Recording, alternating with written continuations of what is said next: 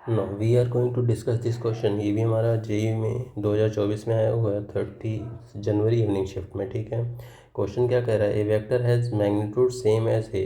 कोई वेक्टर है जिसका मैग्नीट्यूड ए के मैग्नीट्यूड के बराबर है and parallel to B vector. ठीक है, तो हमारे पास एक कॉन्सेप्ट होता है कि अगर कोई वेक्टर, हमने लेट किया जो वेक्टर है वो एन है, उसका मैग्नीट्यूड, वेक्टर एन का जो मैग्नीट्यूड ए के बराबर है, तो और ए का मैग्नीट्यूड हम रिप्रेजेंट करते हैं ए के मॉडुलस से। ठीक है, और जो पैरेलल है किसके, बी के, तो पैरेलल वेक्टर है मतलब इसका इसका जो यूनिट वेक्टर होगा वो बी के बराबर होगा।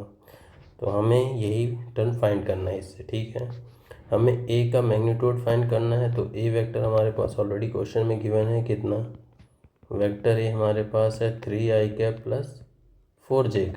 ठीक है, इसका मैग्नीट्यूड 3 का स्क्वायर प्लस 4 का स्क्वायर कितना बन जाएगा, 3 का स्क्वायर 9 और 4 का स्क्वायर 16, तो 5 आ जाएगा।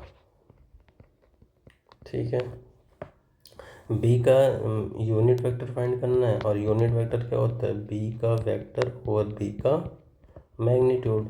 बी का वेक्टर हमारे पास है 4i प्लस 3j, और मैग्नीट्यूड बी का फाइंड करना है, मतलब एक्स के कोफिशिएंट का स्क्वायर प्लस वाई के कोफिशिएंट का स्क्वायर। तो यहाँ से जब सॉल्व किया जाएगा तो हमारे पास आ जाएगा 4i plus 3j divide by 4 का स्क्वायर 16 और 3 का स्क्वायर 9। ठीक है, 25 रूट में तो कितना आ जाएगा 5, 4i प्लस 3j ओवर 5।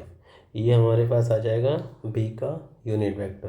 तो हमें एन पूछा गया था, तो एन वेक्टर जो होगा वो होगा हमारे पास ए का यूनिट वेक्टर, ए का modulus into 4i plus 3j over 5।